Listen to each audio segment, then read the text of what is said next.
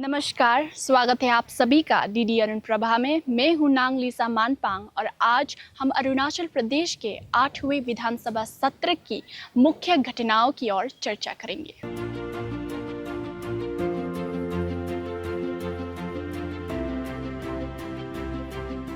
आइए मेरे साथ राज्य मंत्रिमंडल द्वारा लिए गए मुख्य निर्णयों की ओर।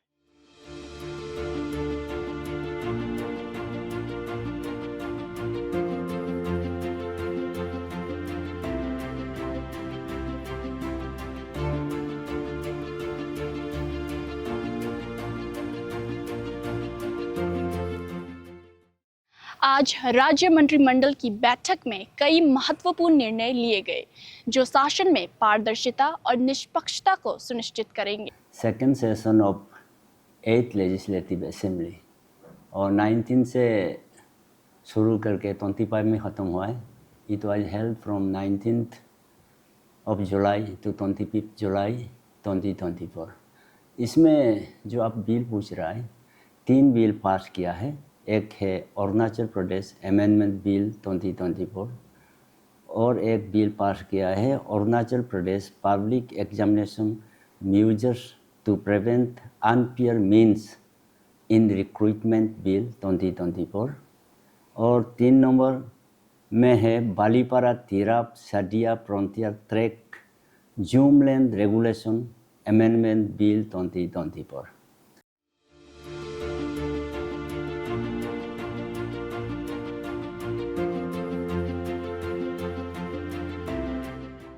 उनमें से एक प्रमुख निर्णय Arunachal Pradesh public examination measures to prevent unfair means recruitment amendment bill 2024 को मंजूरी देना है। I rise to move that the Arunachal Pradesh Public Examination Measures to Prevent Unfair Means in Recruitment Bill 2024 be passed. The question is that the bill be passed. Those in favor may say aye. Aye. Those against may say no. I think I say it, I say it, I say it. The Arunachal Pradesh Public Examination under bracket Measures to Prevent Unfair Means in Recruitment Bill 2024 is passed. यही नहीं बल्कि अरुणाचल प्रदेश के जो पूरा जो युवा लोग हैं, जितने भी जो अरुणाचलीज है, जो हमारा पेरेंट्स लोग हैं, सभी लोग चाहते हैं कि इस तरह से एक कानून आना चाहिए ताकि फ्यूचर में इस प्रकार से गलती ना हो। इस अधिनियम का उद्देश्य भर्ती परीक्षाओं के दौरान पेपर लीक होने और अन्य कदाचार को रोकना और उन पे अंकुश लगाना है। Arunachal Pradesh public service combined competitive को सबसे प्रतिष्ठित परीक्षा माना जाता है और इसलिए हर कोई यह जानकर आश्चर्यचकित है कि इतने सालों तक इस परीक्षा में मोटी रकम चुकाने वालों के पक्ष में धांधली होती रही। राज्य के अभ्यर्थियों और छात्रों के हंगामे के बाद अरुणाचल प्रदेश सरकार ने सार्वजनिक सेवा परीक्षा की भर्ती में कदाचार को नियंत्रित करने के लिए एक विधेयक पारित किया है। इस विशेष विधेयक को लागू करने का कारण अरुणाचल प्रदेश लोक सेवा संयुक्त प्रतियोगी परीक्षा में बढ़ता कदाचार है, जहां सरकारी अधिकारियों, उम्मीदवारों और उम्मीदवारों के माता पिता सहित कोचिंग संस्थान को दोषी पाया गया और बहुत सारी गिरफ्तारियां और दोष सिद्धि की गयी, जिससे अरुणाचल प्रदेश लोक सेवा समूह प्रतियोगी परीक्षा पर उम्मीदवारों का भरोसा टूट गया।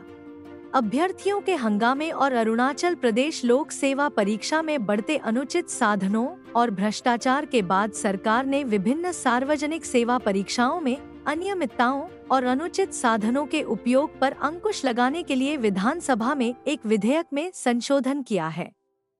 क्योंकि ये जो आज जो बिल लेके आया है, ये बिल पास होने का बाद में ये कानून बन जाएगा और इसमें प्रोविजंस जो दिया हुआ है काफ़ी इसमें स्ट्रिंजेंट है। ये पॉलिसी, ये जो कानून जो लेके आया है, और हमें विश्वास है कि ये एक्ट पास होने के बाद में कोई भी आदमी इसमें कोई सोचेगा भी नहीं कि आने वाला दिनों में इस तरह से हम लोग गड़बड़ी करेगा। विधेयक में कठोर दंड, कम से कम 3 साल की कैद और 1 करोड़ रुपए तक के जुर्माने का प्रावधान है।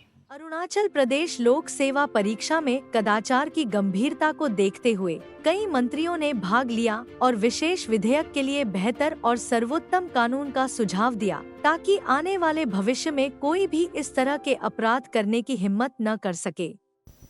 इस बिल से, इस एक्ट से इस रूल से लोग तो डरेगा, पक्का डरेगा। ये सिस्टम एक आ गया तो डरेगा, लेकिन जब सिस्टम नहीं होगा, जब रूल नहीं होगा, एक नहीं होगा, तो हम लोग क्या कैसे करेंगे? What mechanism we are going to apply, कैसे स्टॉप करेगा? ये जरूर स्टॉप होगा, करप्शन स्टॉप होगा, पेपर लीक वगैरह नहीं होगा, लेना देना नहीं होगा। इसमें मेरा एक सजेशन है, हम्बल सजेशन है। फाइन जो है 1 करोड़ जो लिखा है, 1 करोड़ तो हमारा कलीग लोग जो जैसे बताया 1 करोड़ तो थोड़ा कम होगा, 5-6 करोड़ लगाने से ठीक है।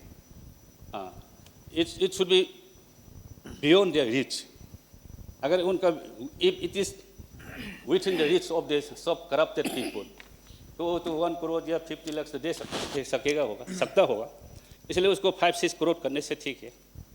और जो जेल का बारे में, जेल का भी कम से कम 5-6-7 ईयर्स होने से ठीक है। डरना पड़ेगा सिस्टम से, गवर्नमेंट से, गवर्नेंस से, पार्टी से डरना होगा। देयर मस्ट बी फियर नहीं होगा तो नहीं होगा। इसलिए फियर होने के लिए ये बिल जो लाया है, I appreciate it, welcome it. CM साहब को, डीसीएम साहब को कॉन्ग्रेचुलेट भी करता हूँ। मैं इतना बोलता हूँ, जो मतलब जितना मिला है हम इतना बोला है। So I congratulate and welcome this bill for passing. Thank you so much. Sir, जब कल को अगर ये बिल पास हो जाता है, कल को अगर फिर से अनफॉर्चुनेटली ऐसा एक इंसिडेंट होता है कि फिर से पेपर लीक हो जाता है, सर उस समय पे इस बिल पे क्या एक ऐसा प्रावधान रख सकता है कि जहाँ पे जो एस्पिरेंट्स उसके कारण जो सफ़र होते हैं सर, जैसे इस बार हमारे सरकार ने उसको लेंथ को बढ़ा दिया है, एज को बढ़ा दिया है, उसी तरह if it can B appropriated in the bill कि कल अगर ऐसा पेपर लीक होता है, उसके कारण फिर से 2-3 साल एग्ज़ाम रुक जाता है, काम नहीं हो पाता, एग्ज़ाम नहीं कर पाता है, तो वो स्टूडेंट, वो एस्पिरेंट जो जिसका एज नुकसान हो जाता है सर, उसका भरपाई के लिए, उसका कॉम्पेंसेशन के लिए अगर इस पे क्लियरली अगर एक क्लोज एड करते हैं कि अगर ऐसा हुआ तो ये जो एस्पिरेंस है उसको भी मौका मिलेगा। अगर 35 ईयर्स है तो उसको और 3 साल 4 साल मिल जाएगा। If it can be added so that it is crystal clear. So इसके चलते फिर इस पर कंट्रोवर्सी ना हो सर, ये एक मैं ऐड करना चाहता हूँ सर। और एक छोटा सा सबमिशन है सर, यहाँ पे आपका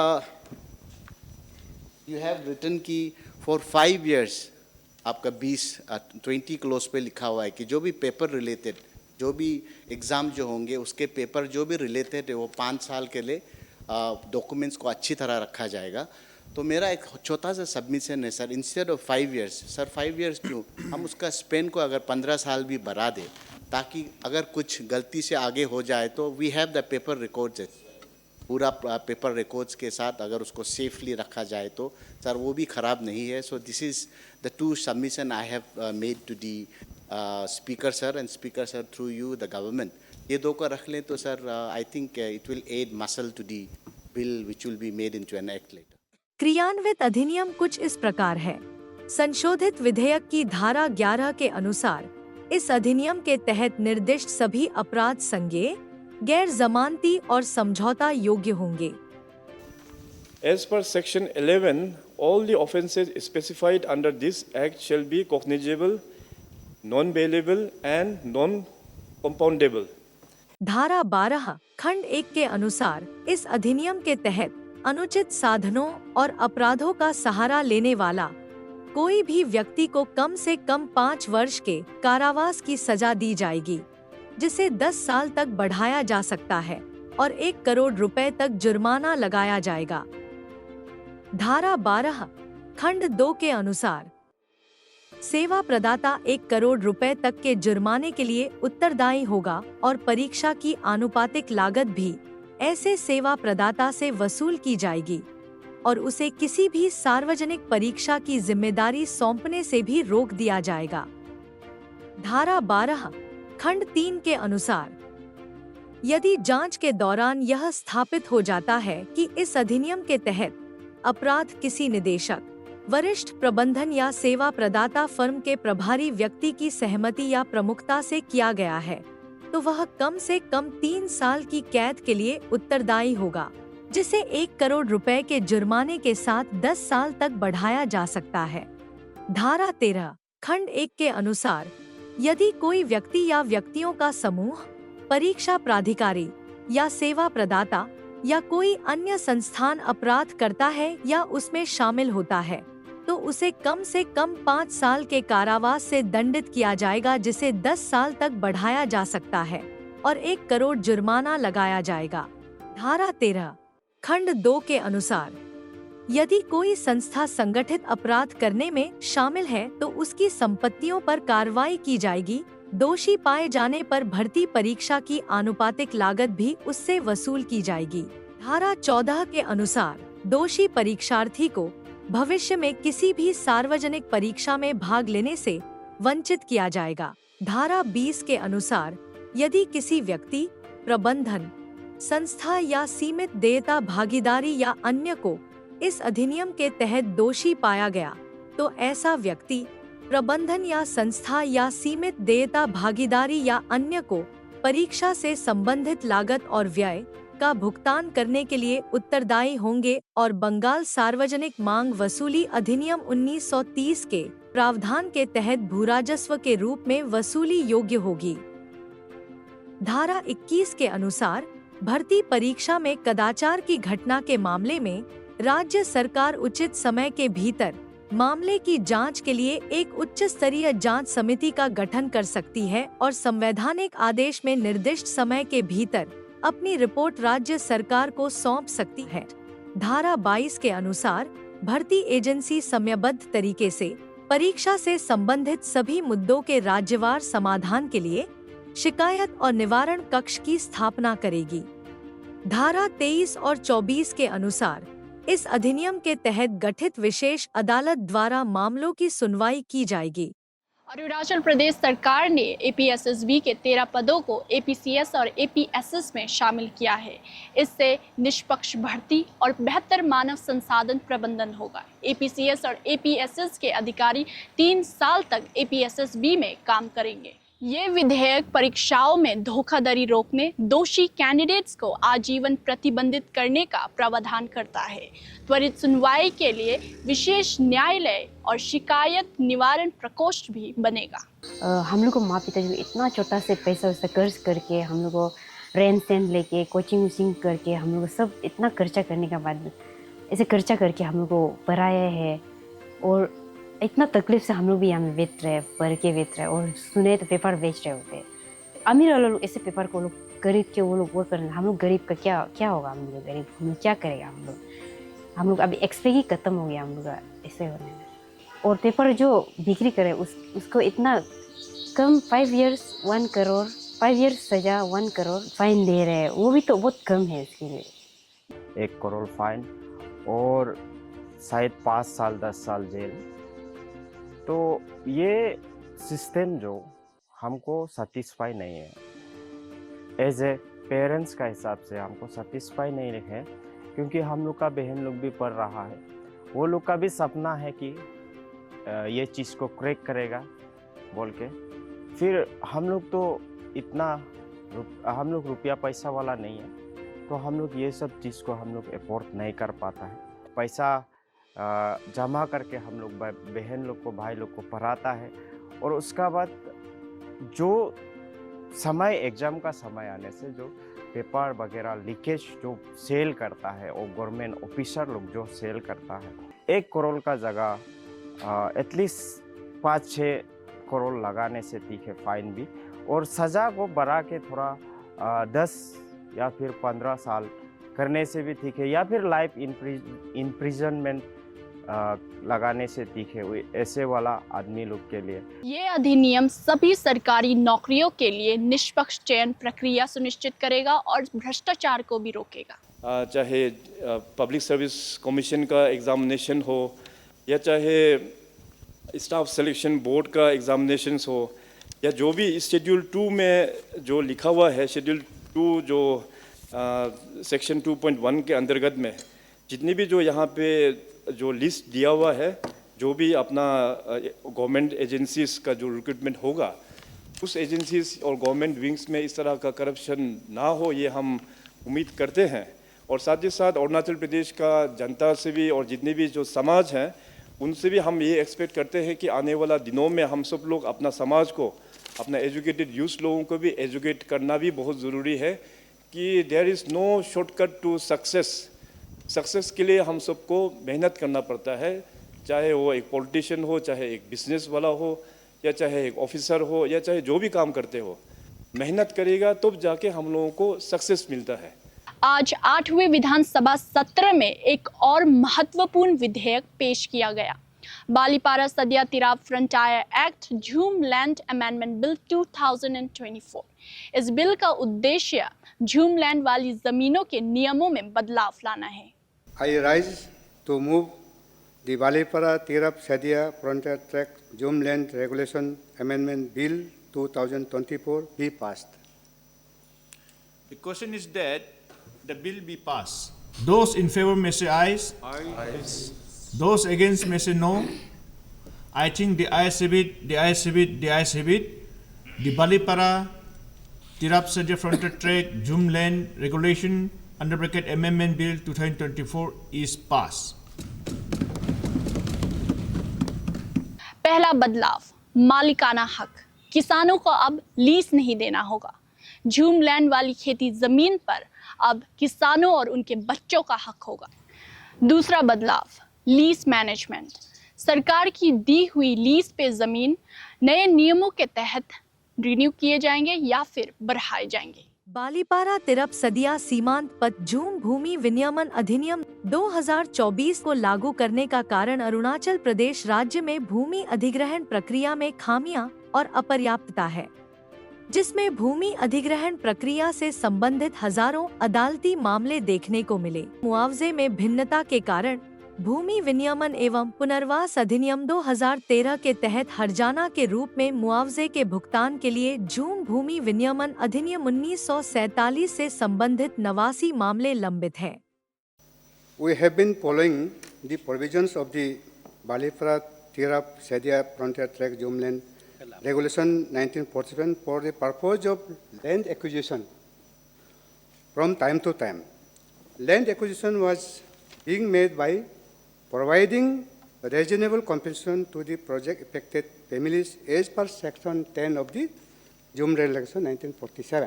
2024 तक भूमि अधिग्रहण की प्रक्रिया झूम भूमि विनियमन अधिनियम 1947 के तहत थी, जिसे तब संशोधित किया गया था जब अरुणाचल प्रदेश एक केंद्र शासित प्रदेश था। लेकिन भूमि अधिग्रहण प्रक्रिया में कई खामियां थी, जिसके कारण राज्य में भूमि अधिग्रहण के संबंध में कई अदालती मामले देखने को मिले। उचित मुआवजे की गणना के लिए कोई स्पष्ट परिभाषा या तंत्र नहीं थे और मुआवजे की गणना और भुगतान अधिग्रहण एजेंसी की व्याख्या और चिंता के उपायुक्त की मंदफिट के अनुसार अंतर दरों पर किया गया था। इसलिए मुआवजे की राशि में इन भिन्नताओं ने राज्य भर में परियोजना प्रभावित परिवारों के बीच हाहाकार मचा दिया। So this variation in the compensation amount created hue and cry among the project affected families across the state. And moreover, with the adoption of right to fair compensation and transparency in Land Acquisition Rehabilitation Settlement Act 2023 and LARA Act 2013 of Central Act in the state, there appears huge gaps between the compensation amount paid under LARA Act 2013 and the compensation under Zoom Land Regulation 1947, which leads to a various court cases. पिछले अधिनियम के अनुसार परियोजना प्रभावित परिवारों को उचित मुआवजा प्रदान करके भूमि अधिग्रहण किया जा रहा था। Compensation were calculated and paid at the different rates as per the interpretation of the acquiring agency and as deemed fit by the concerned DC. Land regulation and rehabilitation act धारा 30 के अनुसार खंड 3 धारा 26 के तहत प्रदान की गई भूमि का बाजार मूल्य के अनुसार कलेक्टर प्रति वर्ष 12% की दर से गणना की गई राशि का भुगतान करेगा। सामाजिक प्रभाव मूल्यांकन अध्ययन की अधिसूचना के प्रकाशन की तारीख से लेकर कलेक्टर से मुआवजा भुगतान की तारीख या भूमि पर कब्जा लेने की तारीख तक होना चाहिए, जबकि झुमलंद रेगुलेशन एक्ट अधिनियम में कोई प्रावधान नहीं है।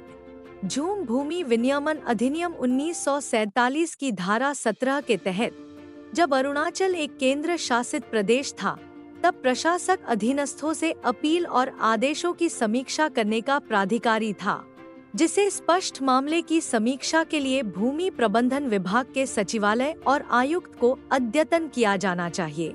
झूम भूमि विनियमन अधिनियम 1947 के तहत भूमि अधिग्रहण में 2 से 3 महीने लगते थे, जबकि भूमि विनियमन और पुनर्वास अधिनियम 2013 के तहत यह प्रक्रिया 2 साल तक भी हो सकती है।